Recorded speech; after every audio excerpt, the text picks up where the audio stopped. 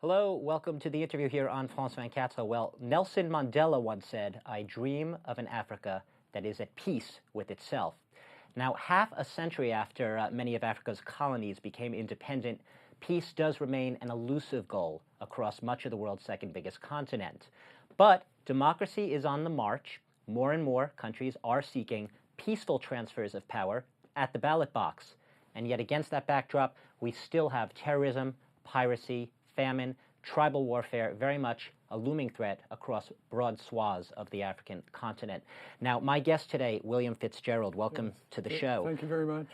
You are the U.S., let me get the title right, U.S. Deputy Assistant Secretary of State for African Affairs. That's correct. Now, it's a long title, but just so our viewers understand, you basically, to really boil it down, you've been on the front lines of American diplomacy in Africa at a time where I think most of us could agree, great change, but also great challenge. Right, I think that's very true. I've been covering and involved and living on the continent for the better part of 20 years.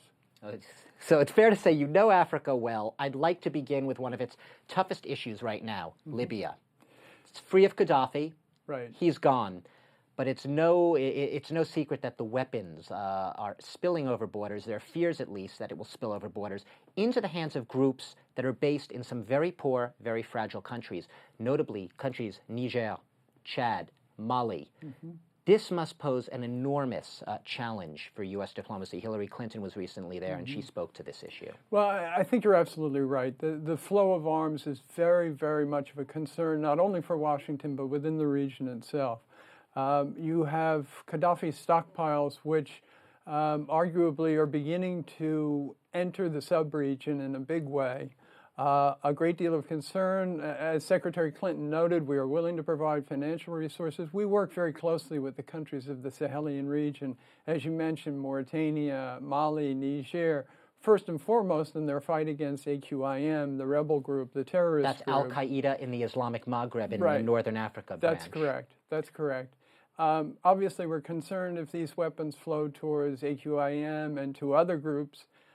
I think it's fair to say that it's one of our greatest concerns in the northern part, in the Sahelian region. But we can't forget that there are a number of refugees who are flowing out of Libya as well. For instance, these were people who worked in Libya under Gaddafi, had jobs there. That's correct. And remember that a number of these folks were also in Gaddafi's military. They're armed, well-equipped, and have returned to countries like Niger and to northern Mali.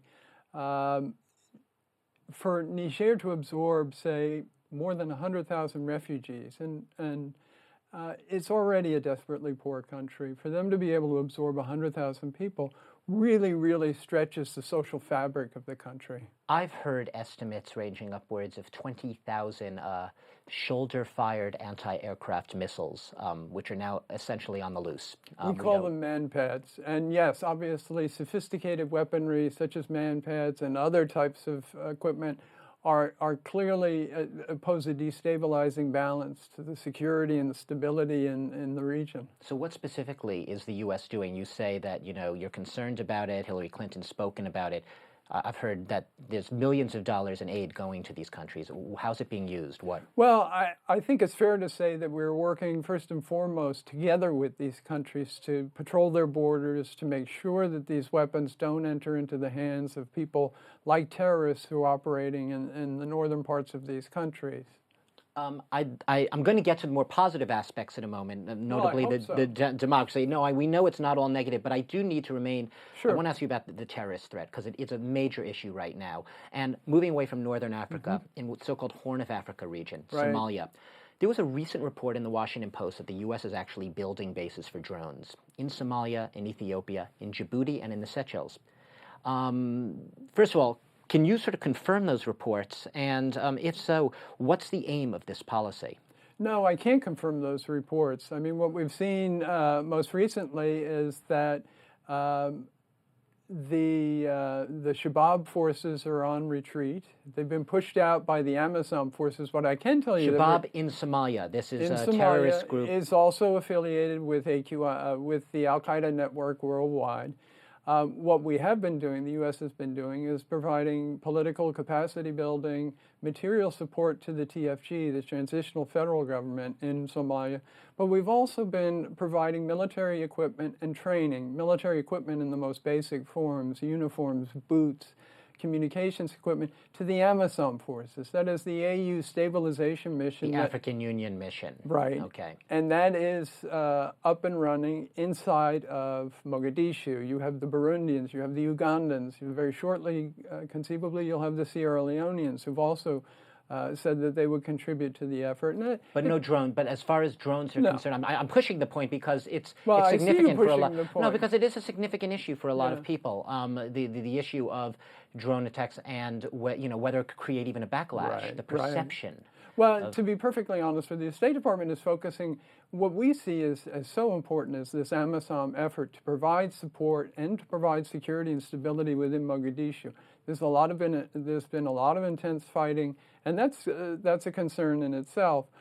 But these forces are trying to play the best role possible, and they represent the good part of Africa, where Africa is willing to stand up for a neighbor and to provide security.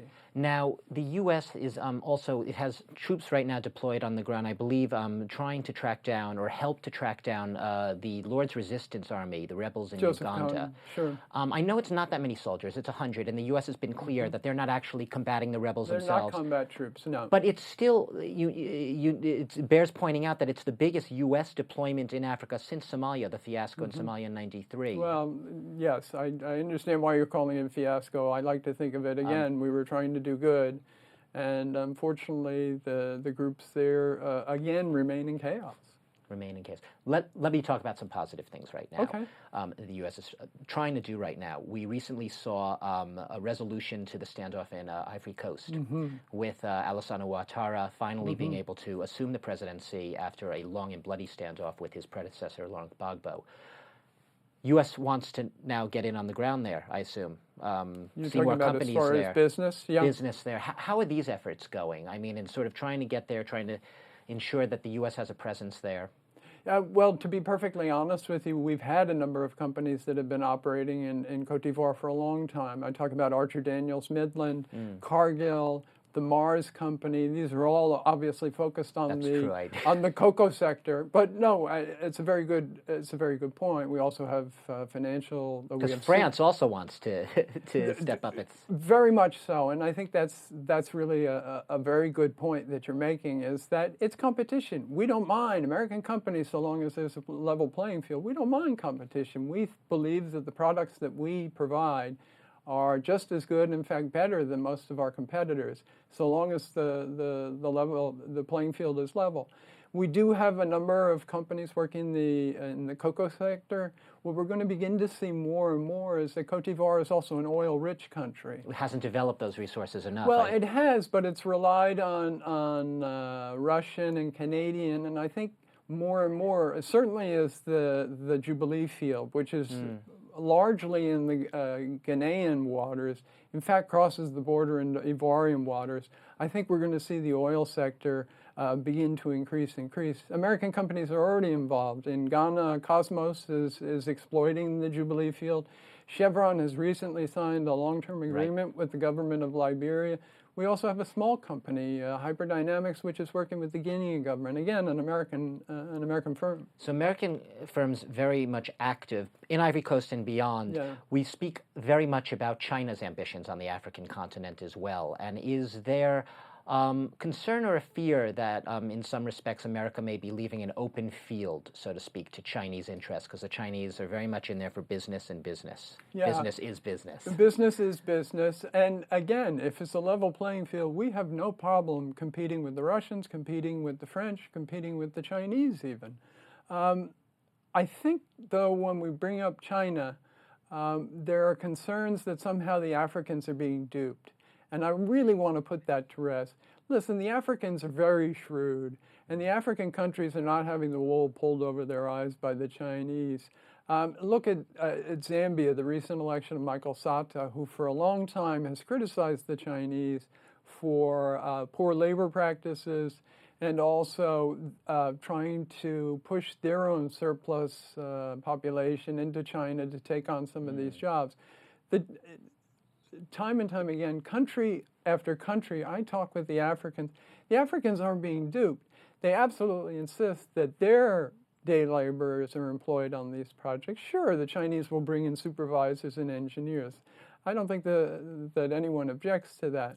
But the idea that somehow China is taking advantage of the Africans, I just They won't don't let themselves be taken advantage of, is essentially what you're saying. Thank you. Essentially what I'm saying is the Africans are pretty shrewd and they're not being taken advantage of. William Fitzgerald, in the very little time we have left, Understood. There are big democratic elections coming up in the Democratic Republic of Congo. They were set for November 28th, I believe is the date. Now we're hearing perhaps it might be postponed. Do you see these elections being on track? What's the biggest obstacle right now?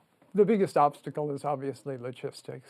DRC is an enormous country. To give it a semblance of size for the American viewers and for the African viewers,